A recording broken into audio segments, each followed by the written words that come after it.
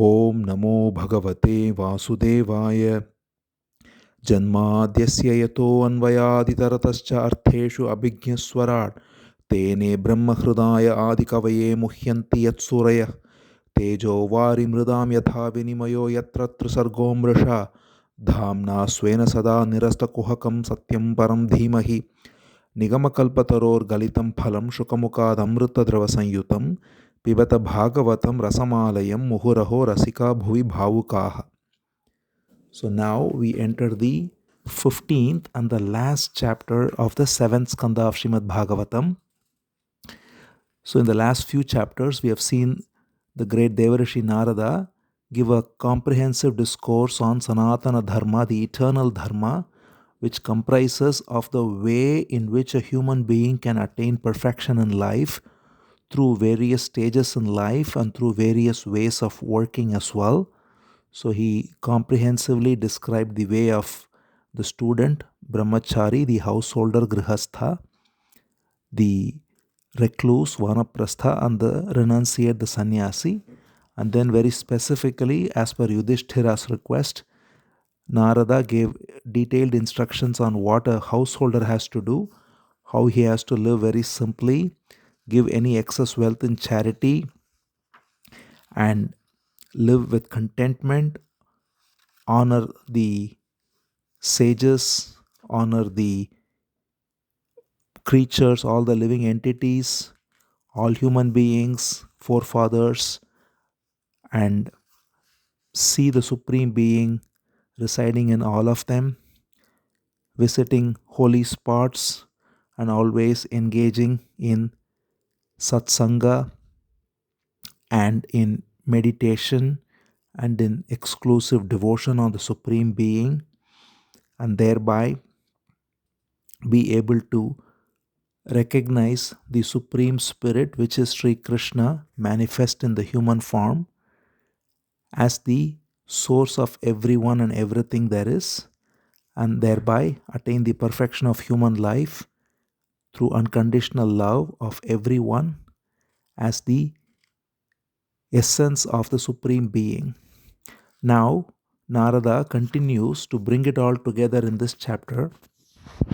Narada first says regarding the way of a householder to honor the forefathers, because it's very important to honor the forefathers through Shraddha, which is done by many. Narada lays down the right way to do it. First of all, he says there are many types of Brahmanas, that is, the wise people who are devoted to knowledge. Some are devoted to rituals, and then higher than them are those who are devoted to austerities. Even higher than them are those who are devoted to study of the scriptures, and even higher than them are those who are devoted to pure jnana and bhakti, that is wisdom and devotion. Therefore, Narada says when one honors the forefathers, also one has to feed brahmanas, and one has to seek the highest type of brahmana, the one who is situated in pure wisdom and devotion. And progressively, if he is not able to find one, then find one at least studying the scriptures. If not, then one who is engaged in austerities. And only as the last resort, engage with a brahmana who is devoted only to rituals.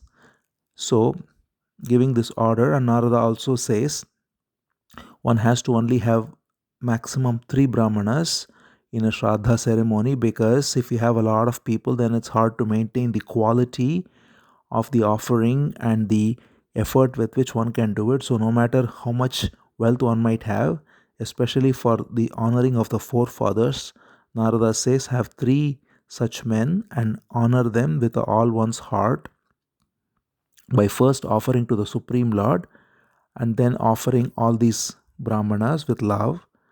And this is the way Narada says one can easily and gradually look upon everyone as the form of the Supreme Being.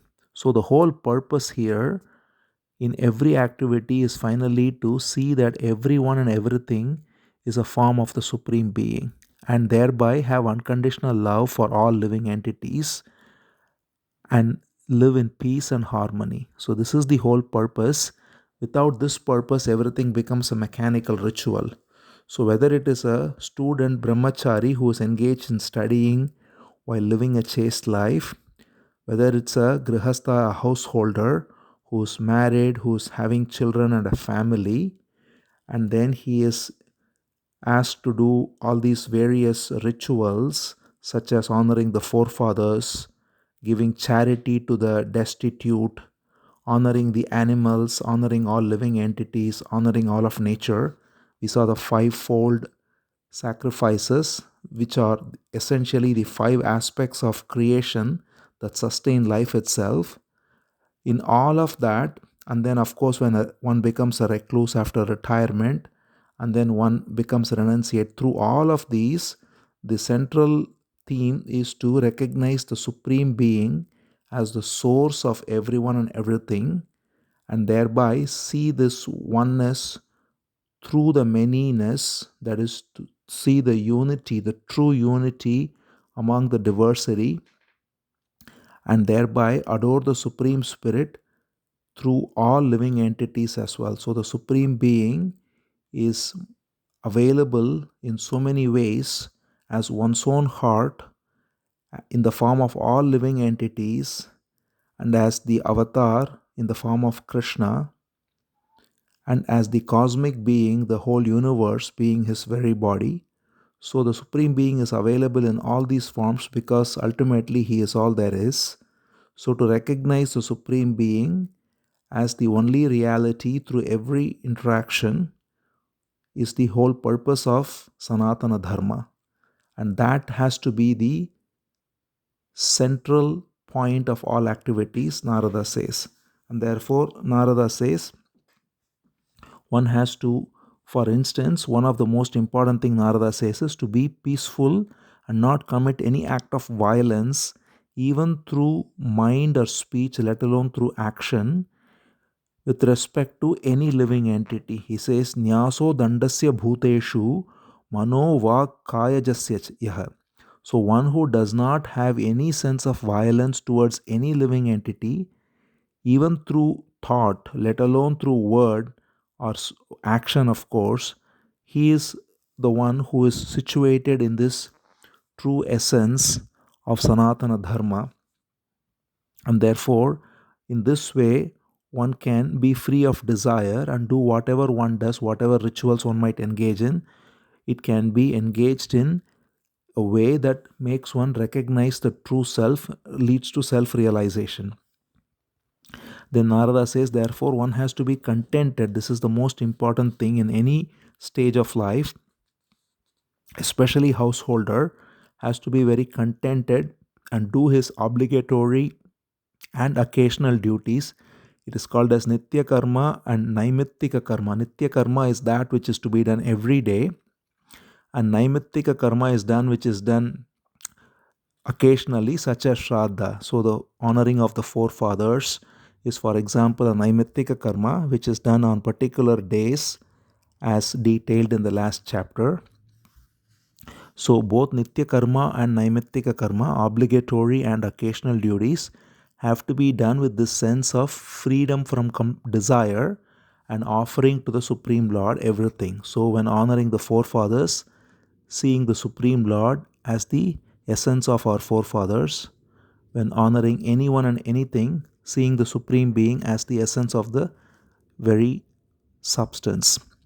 And also, Narada says one has to stay away from activities which interfere with one's conduct of pure virtue, or with activities that are prescribed for someone else. So, this is why the Varna system was described.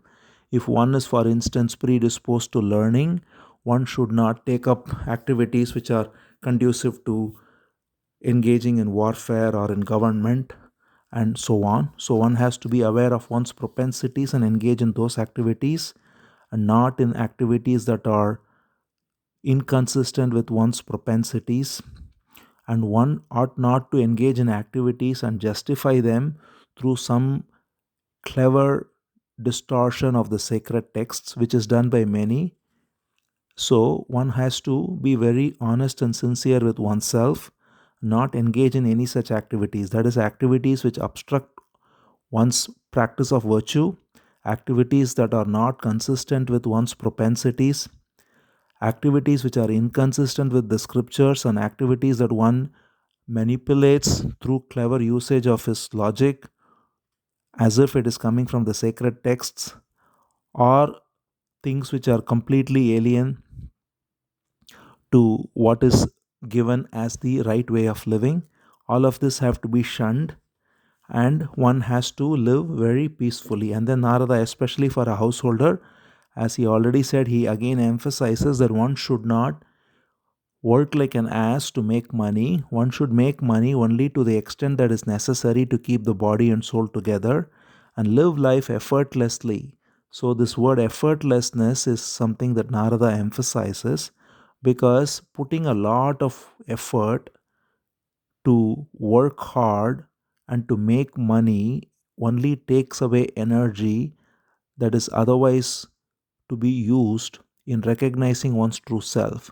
So, the primary purpose of one's life energy is to recognize the truth of one's own being, and everything else ought to be treated as secondary in order to sustain it.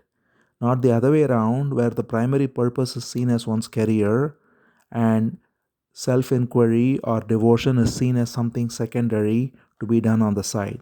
So, Narada emphasizes that keep your priority right and use your work as only a means to sustain yourself, and that too, that work has to be in keeping with dharma, as we already saw, not something which is an obstacle to one's conduct, or not something which is alien to one's propensities and all the rest. So the work has to be in keeping with one's own dharma and dharma at large, and it has to be done only to the extent that is necessary for one's keeping the body and soul together, and thereby live effortlessly. Otherwise, Narada says, one can be easily distracted. And the other way to get distracted is, of course, by the senses, because if one is constantly drawn by the senses, again, one is distracted. So, Narada says, if one lives in a contented way and free of distraction of the senses, then one can live securely no matter where one is, just as even if a place is full of gravel and thorn, one can easily walk if one wears shoes.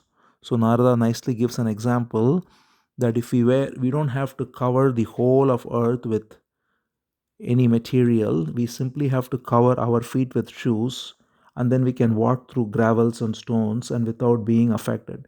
Similarly, Narada says the whole world is full of gravel and stone in terms of attractions and in terms of inciting greed to acquire more and lust and so on. If one is inwardly contented, then that acts as a shield to protect from this gravel and stone in the form of all these sense pleasures and so on that is spread across the world. And therefore, Narada says that is the essence of it. Otherwise, if one is drawn behind the delights of sex and taste, palate, then he becomes like a dog. Narada again uses very direct word, grihapala yate janaha. He says grihapala is a word for dog, the one who, grihapala is in fact a nice word. It means the one who protects the house. That is the purpose of a dog. Many kept dogs simply as a way to keep the house safe from robbers and so on, and they still do. And so, if one engages in activities like an animal, then Narada says that is like a doorkeeping dog. So, one has to be very careful not to be falling for the delights of sex and taste, and be very contented and very regulated. Because without that, all the glory, all the learning, all the austerity, everything goes away. Even if one has got extensive knowledge, one can fall down through these two, through having discontent, that is, through greed, not being contented with what one has, and through lust. So, these two have to be carefully shunned. Narada emphasizes for everyone, for all stages of life.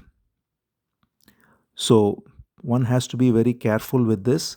And in fact, greed is something especially Narada emphasizes, because he says beautifully, very practically, in fact, that even passion reaches its end when one is, let's say, with hunger or thirst.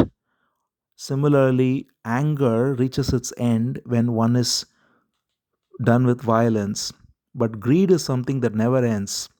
Even if one gets the money or the wealth or whatever one is craving, instantly the greed wants more. It is never, at least passion and anger becomes sated for some time once the energy runs its course.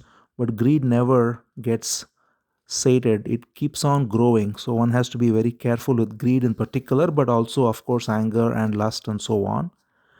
So Narada therefore says that the best way to do all this is, of course, to inquire into the true essence by knowing the essence of matter and spirit. So the whole problem is because of confusing matter as spirit, confusing the body and mind as I.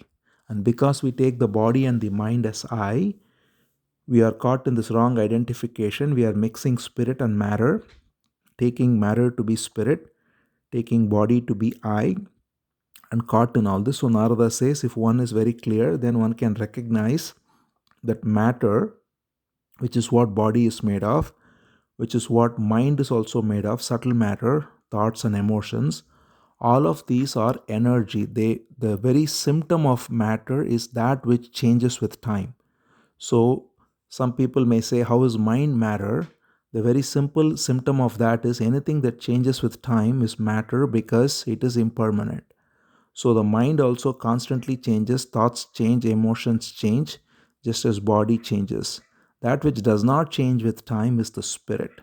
So when this is very clear, then one can see that the constantly changing body, thoughts, emotions, all of this, and one's relations, possessions, status, stage of life, everything is matter, and it is of the nature of impermanence, and it is the energy of the supreme being Prakriti, and this energy is simply coming forth from the supreme spirit, and the supreme spirit is God, and the essence of one's own being is the same supreme spirit. By recognizing this through inquiry and thereby being devoted to the supreme spirit as the only truth, because it is the supreme spirit that is also the spirit of every living entity, and it is the supreme spirit whose energy is matter, which is seen as the whole universe. So in essence, everything there is the supreme spirit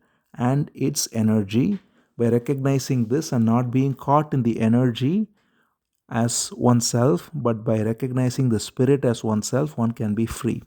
And what helps with this is serving the exalted souls and having other sacred activities, engaging in devotion, keeping vows of silence, that is to say, not engage in unnecessary gossip and chatter, being peaceful, not engaging in any violence, as we said, even through thought and action, thought and speech and action. All of this helps in recognizing the truth of one's being and thereby be free of greed and lust and so on. So the whole point here is the reason greed and lust happens is because of false identification. So rather than trying to control greed or control lust, if one inquires and recognizes one's truth, then automatically greed and lust go away. And this is the highest way that Narada gives here. And therefore, Narada says one has to, by recognizing this, one can be friendly with all beings, compassionate towards everyone, have composure of mind, and be always in the state of peace. And also Narada says, from a practical perspective, one can engage in activities such as breath control and recourse to sattvic food, which are very important to have the right discipline for this inquiry and devotion to flower. So some people may think that all of these are not connected, but the truth is they provide the right platform. If one eats indiscriminately, or if one sleeps indiscriminately, or if one's breathing is unregulated, then the energy is all dissipating in all kinds of ways, and then there is not the ability to summon the energy in order to do the subtle inquiry and recognize one's truth. So Narada also says these are important as well. One has to conquer rajas and tamas through sattva, and that is through eating very moderate and simple food, sattvic food, and engaging in yoga and so on. Keeping the body very clean, all the channels clean, all of this is very important. Because Narada says, without all this, if one is simply engaging mechanically, then that's not going to yield any results. And then also, one important instruction Narada gives here is one has to also revere the Guru. He already said one has to revere all exalted souls, and one's Guru, especially the one who has given the eye of wisdom. So, this can be in the form of a person, this can be in the form of many persons, this can be in the form of also many aspects of nature. The Guru is a tattva, is a principle. It can come in so many wonderful forms, and one has to recognize that the Guru, if he manifests as a person, he is really not a person, but he is non different from the Supreme Being. If one treats the Guru as simply another human being, another person, Narada says that is like the elephant taking a bath, because the elephant goes and takes a nice bath and then comes out and puts again mud on itself. So that is the nature of the elephant. Similarly, if one goes and does all this inquiry and study and then comes back and does not even recognize that the Guru is non different from the Supreme Being, then again the dust of the worldly attachment will stick to him right after taking bath in the pure waters of the wisdom given by the Guru. And Narada also gives this example right there, because we have to now recognize that this whole conversation between Yudhishthira and Narada is happening in the holy assembly of the Rajasuya sacrifice, where the Supreme Being Sri Krishna is also present, and in his presence, the sacred dialogue is happening. Many sacred dialogues in Bhagavatam are witnessed by Krishna. The dialogue between Bhishma and Yudhishthira also in the very first Skandha happens in the presence of Krishna. Similarly, here too, the dialogue between Narada and Yudhishthira is happening in the very presence of Krishna. And so Narada points to Krishna right there and says, Krishna is seated right here. And because he is seated right here, if somebody takes him as another human being, that would be such a big folly. And similarly is the folly of taking one's Guru also as a human being like anyone else. So this is a very important instruction by Narada.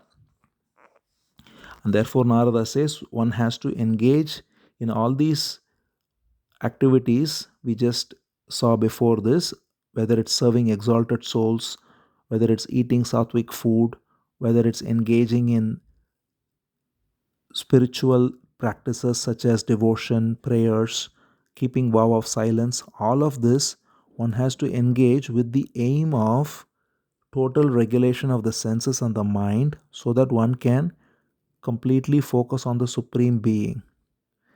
Without that, if one engages in all kinds of activities, it will only result in one getting attached to them and thereby going from birth to birth, thought to thought.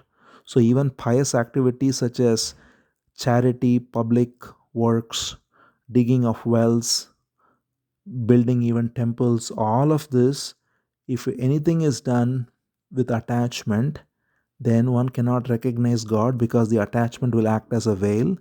So Narada says that's the most important thing. So this is all the instruction for the householder, how he has to live. And then Narada now moves on to the recluse, the retired. So when one is done with this householder phase and moves to the stage of a retired, then it is very important, and one has to first make the recognition very clear and not be attached to the householder life forever. But once responsibilities, when they get over, then one has to free himself of any unnecessary attachment to family and so on, and retire to a solitary place. It can be in one's own house or anywhere, but the important thing is to be free of attachment. And Narada says, being free of attachment, one has to engage in meditation, always keeping the body and spine erect. And Narada gives very specific instructions on how one can chant the beautiful Pranava Om. He says, Thiram Samam Sukham Tasmin Na Asid Tajvangam Omiti. So, by sitting Sthiram Samam Sukham, that is by sitting steady and happy. This is same as coming from Patanjali's Yoga Sutra, where he says Sthiram Sukham Asanam.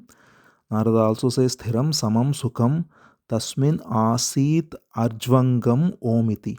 So that is one sitting steady, straight, and at ease, not very tight and so on, but at ease and yet steady and erect, and taking Om and harmonizing it with one's in breath and out breath, and thereby bringing the mind to situate in the heart. Narada very beautifully describes the process of how one can engage with the inhaling and the exhaling breath while chanting the mantra Om, fixing the gaze on the Agnya chakra, that is where the nose ends in the middle of the eyebrows, and thereby one can bring the mind completely one pointed and situated in the heart, and thereby be free of desires and free of any attachment to objects. And this way, he says, one can easily attain the Supreme Being, because when one is dissociated from the objects of the world, then automatically the mind settles down, and such a mind, when it's completely settled and one pointed, it rests in the heart, and one recognizes the heart as the seat of the Supreme Being, and thereby, filled with devotion and wisdom, one can abide in peace. So, this is the essence of a retired. And then Narada says one more important practical instruction, which is seen sometimes, that one enters the life of a retired recluse and then re-enters household life due to attachment. There are some even who take sannyas and then give up the robes and again get married and so on. So these are very highly discouraged by the scriptures. And Narada says in a very evocative way, Narada never minces words in these things. He says it is like eating what has been vomited. So that's a very graphic description. One has vomited household life already, being done with it, and then again going back to it is like eating what's been vomited. So Narada says, don't do that. Once you are in householder life, it's fine to do everything as laid down with contentment, as already described. And once it's done, leave it and live as a retired recluse, and then don't go back to householder life due to your attachments coming up again. That's like eating the vomit. And therefore Narada summarizes by saying the bottom line is one has to be situated in this wisdom throughout one's life and always deepen it. So as a householder, so first beginning as a student, as a brahmachari, one has to live with chastity. Then, as a householder, one has to engage in all responsibilities with a sense of contentment, charity, and dedication. And then one has to become a recluse and live with restraint and meditation. And one has to then, if necessary, become a sannyasi, renunciate. As already mentioned, that's an optional stage that only a few enter.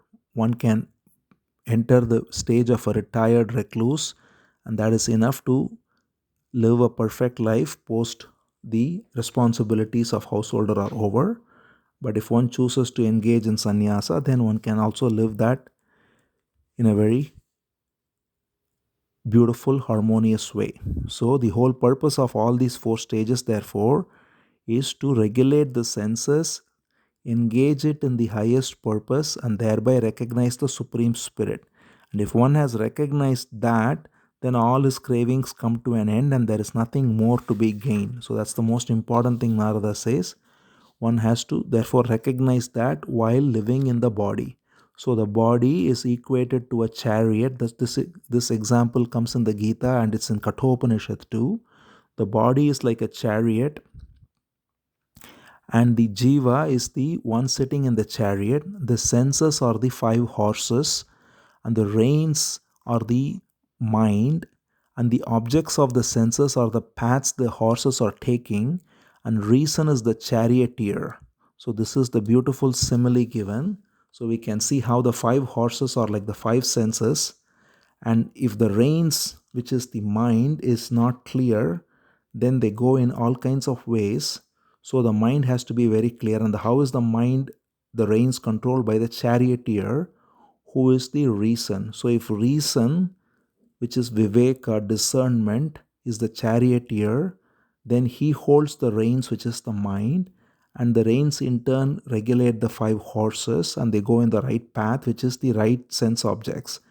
If reason is not situated as the charioteer, or it's deluded, then the reins are not in control, which is that the mind is not in control. The five horses, the five senses go in all kinds of ways, and they go into all kinds of paths, which are the unregulated ways of going into sense objects. And therefore, the jiva, situated in the body as the one sitting in the chariot, has to engage the right charioteer, which is to have reason, and thereby regulate the chariot of the body in order to reach the supreme destination of realization. If one does not take advantage of this great human body and the reasoning faculty that can be there as the charioteer in the human body, and thereby regulate the senses through the reins of the mind, if one wastes this opportunity, then Narada says that is to waste the whole blessing opportunity of a human life. So one has to be very careful about it.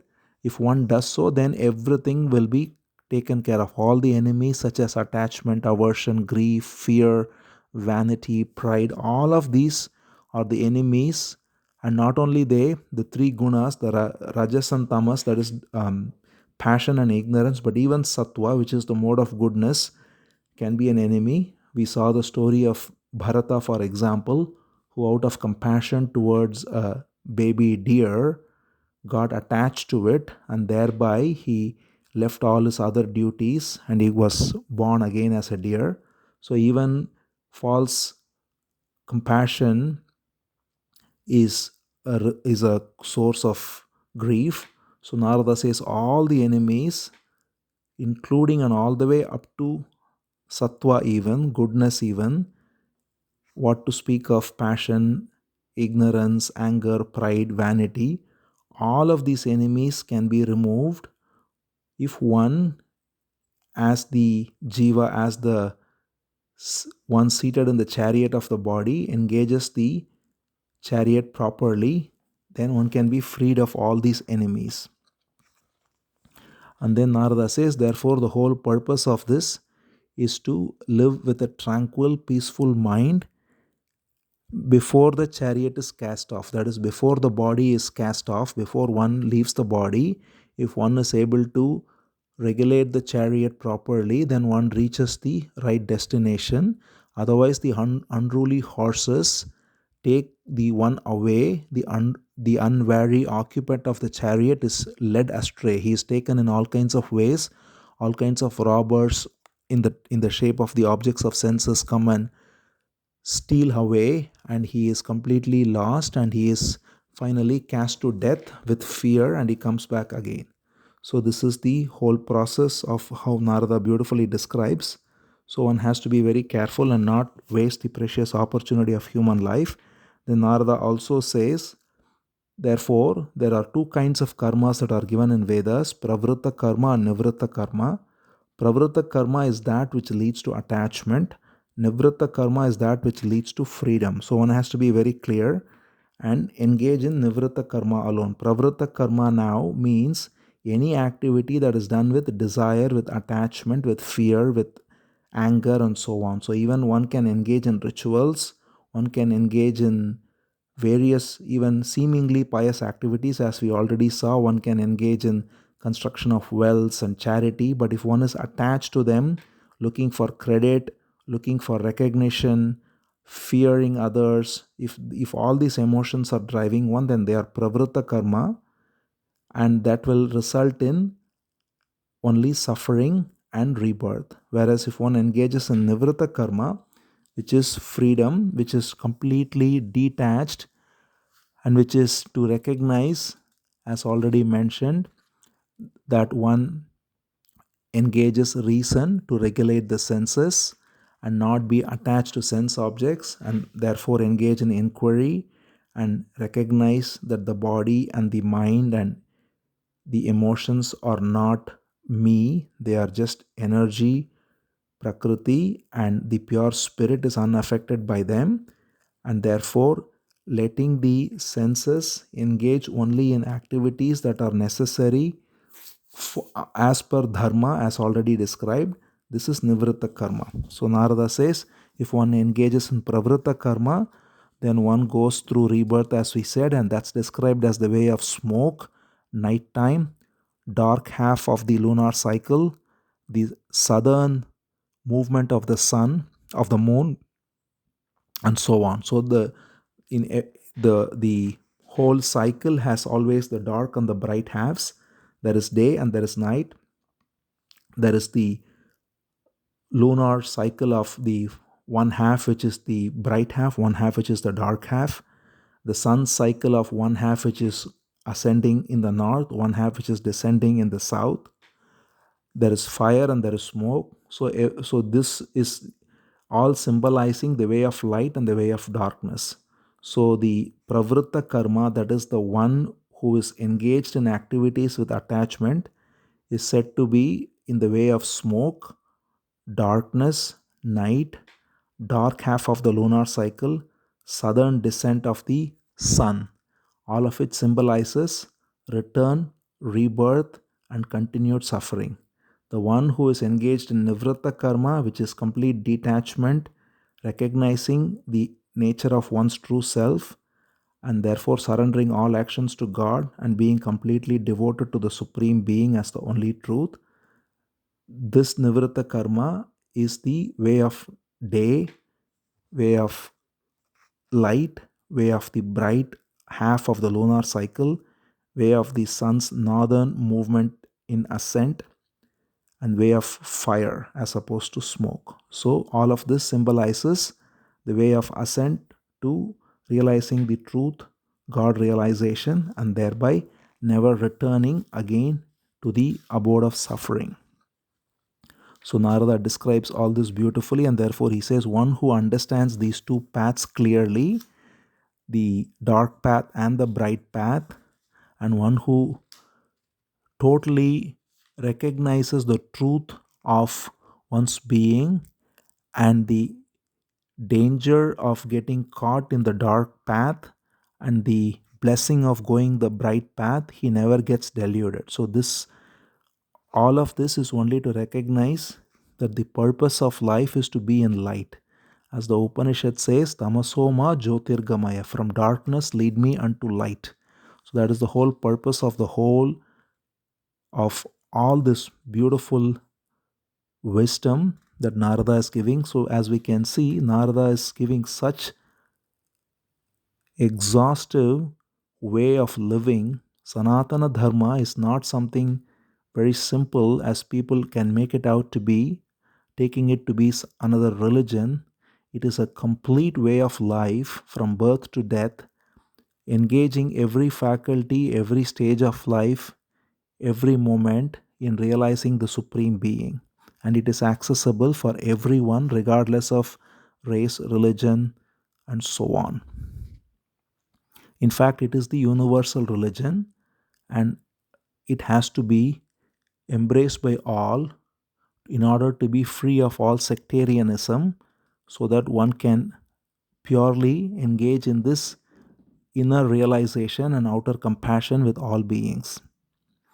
So Narada therefore says, if one recognizes all this, then one will not be attached to the world. In fact, one will see that the world is simply like a reflection and not real. So Narada gives the highest description of this world as Maya by pointing out that just as the reflection seems real but in reality nothing exists, just as water in a mirage seems real but nothing exists, similarly the world is simply a reflection, but just as the mirage implies that there is sun, just as reflection implies that there is source, similarly the world implies that there is the Supreme Being. So the truth of the Supreme Being is what appears as reflection, and therefore Narada says that one truth, one God, one being is the essence of all these texts, all wisdom, all devotion. By perceiving this, one can be situated in true non-duality. Narada in fact says it is called as Bhavadvaitam, Kriyadvaitam, Dravyadvaitam. He says through thought, through deed, and through matter, one can perceive this non-duality. Very exhaustively, beautifully, Narada describes all aspects of it. Bhavadvaitam means through recognizing that just as cloth is not different from the thread, if we take a piece of cloth, all it is made of is simply the thread and there is nothing else other than the thread. Similarly, the whole world is made of nothing but God's energy, Prakriti, and therefore it is non different from God because God and God's energy are one and the same. So that is Bhava Dvaitam, non duality through inquiry, non duality through deed. Kriya Dvaitam is to offer all of one's actions to the Supreme Being by recognizing that all actions are done by the Supreme Being's energy.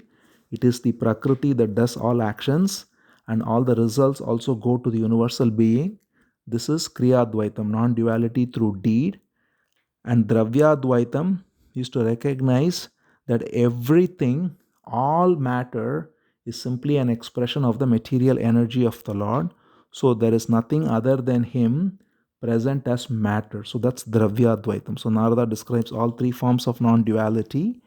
And then finally, he says that therefore one can live in this way and live therefore with pure wisdom and pure devotion, and that can be done by even staying at home.